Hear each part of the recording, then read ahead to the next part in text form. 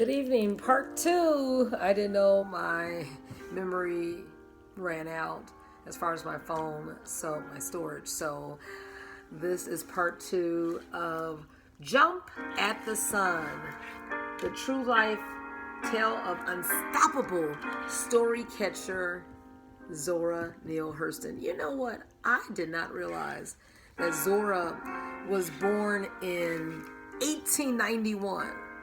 Yeah. And I believe passed in the 60s, maybe 1960. She's like 69 years old.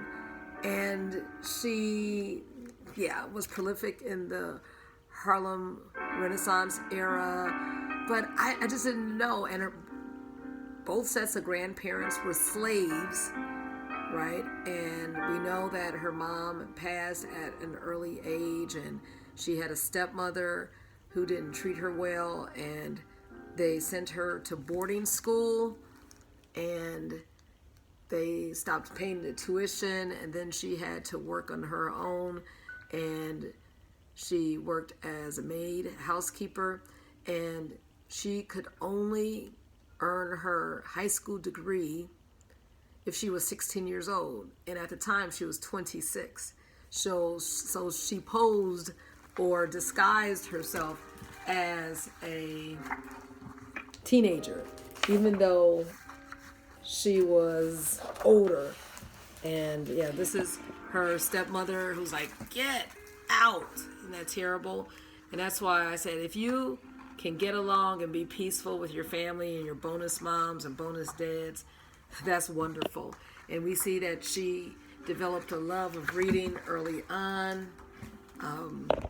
Like I said, there was a sad time when her mom transitioned, but it was a happy time because her word stayed with her. Remember, her mom always told her to jump at the sun. That means to go high with your dreams and your aspirations. Don't shortchange yourself. It says you might not land under sun, but at least you got off the ground. And sometimes we have to have that mentality with some of our desires and interests and goals. Maybe they're so lofty, and you might be way up there as far as aspirations, and people might say like, oh, you're doing too much. Listen, at least aim and you'll be off the ground, right? At least you tried. So this is very inspirational. At a young age, she loved to hear stories and eavesdrop. She just loved the tradition of telling accounts of different events. So it was just beautiful. Okay, so again, she left, and let's see where we are now.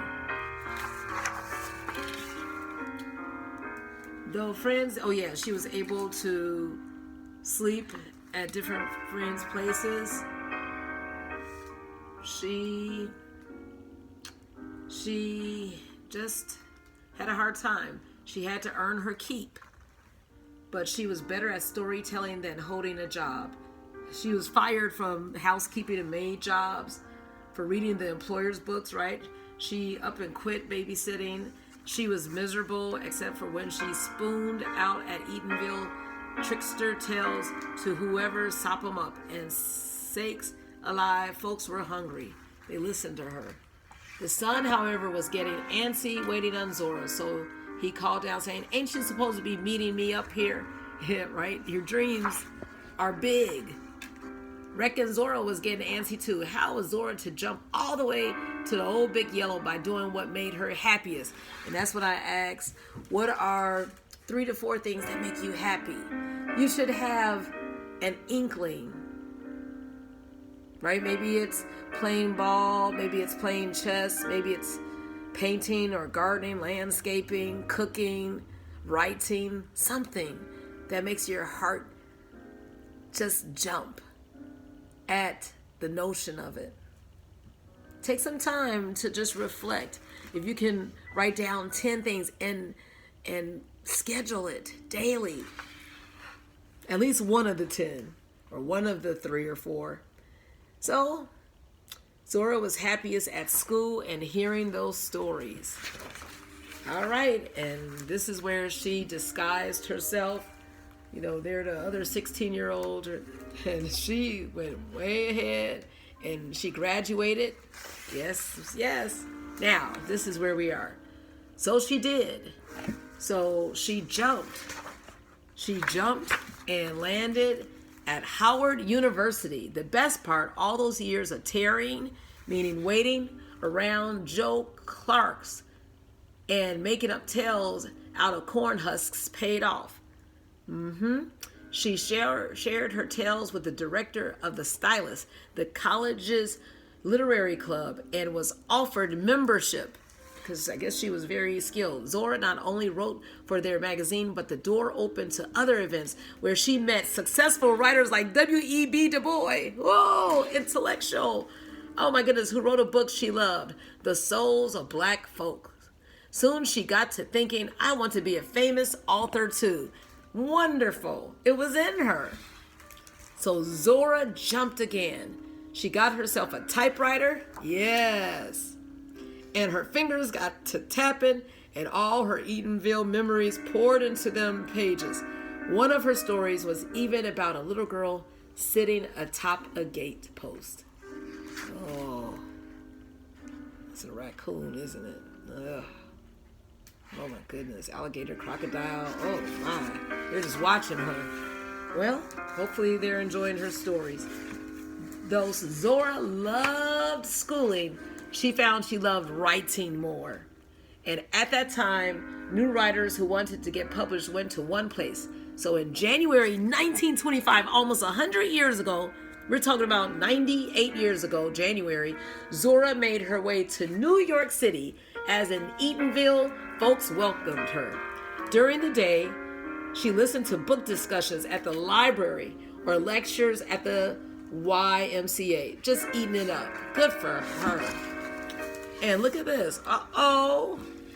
Come nighttime, Zora'd be swinging in Harlem where Count Basie or Fats Waller pounded on the piano and folks danced the Charleston. Look at that. Oh my. Look, the roaring 20s, right before the Depression. Once her feet were too sore for one more kick, Zora would hold court, surrounded by writers like Arna Bontemps and Fannie Hurst, and her best pal, Langston Hughes.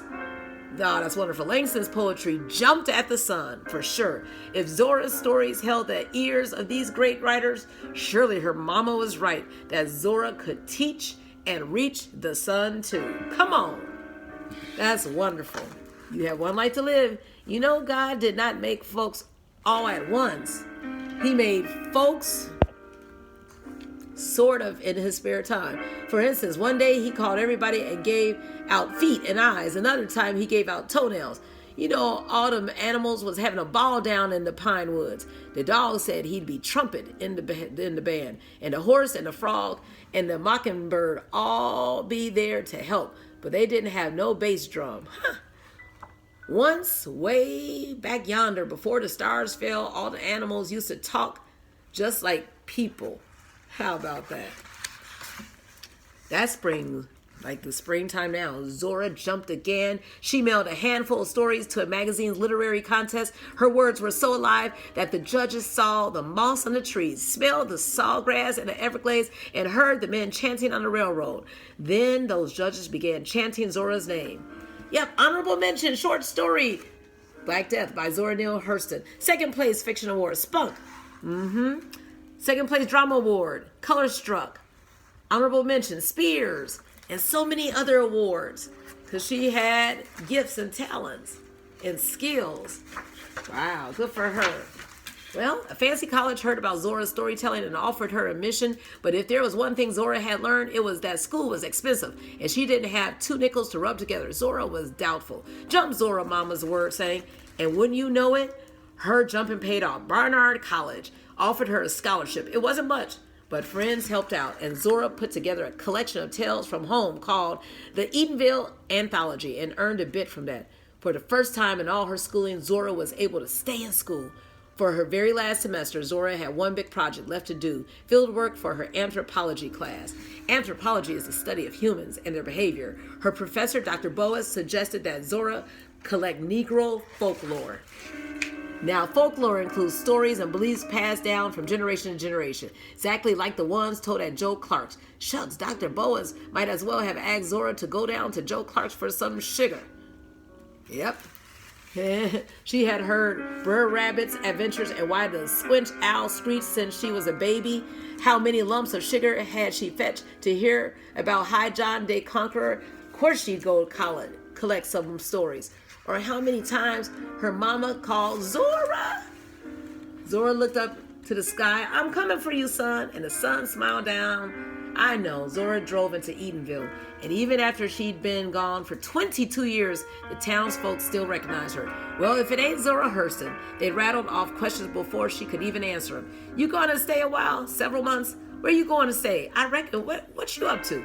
Come to. Zora at last sat on Joe Clark's store porch. The town folk ate gingerbread, drank buttermilk, and commenced to woofing about John and the Frog, the man who went to heaven, and Jack and the devil. As the men folk plucked their guitar strings, it said that even the moon dipped lower to get an earful of tales. But outside of Edenville, folks zipped their lips to the meddling stranger with a notebook and northern accent. To ease her mind, Zora spun a believable tale about her own self. I'm a bootlegger running from the law. The folks then trusted she wasn't just snooping and offered her a treasure of folklore. Went down to the river, heard a mighty racket. Nothing but the bullfrog pulling off his jacket. It was a man, and he was so big and fat till he went to whip his little boy for something. The little boy run up under his papa's belly and hid up there for 6 months. Telling this lie on the gator. Well, the gator was a pretty white varmint. And on and on. Oh my goodness. I hope I don't run out of time. Oh my goodness.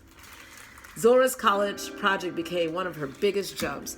Even after she graduated, she didn't stop collecting tales. She trekked all the way from Alabama to New Orleans to Haiti and the Bahamas, gathering as much folklore as a leopard had spots. And then she stopped jumping long enough to take her notebooks and tapes and find herself a home in Eau Florida.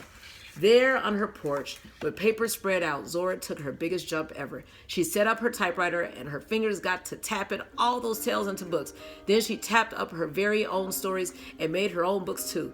Zora, like her mama, always dreamed, reached the sun. And now, when you open those books, it's as if you were visiting on Zora's porch, just like she porch visited all those years ago. She'd offer you a chair and filled you full of High John the Conqueror tales, or told you the talking mule lies she got from the Florida railroad workers. Of course she woof about that old Brer Rabbit and Brer Fox too, right? Because it was in her. And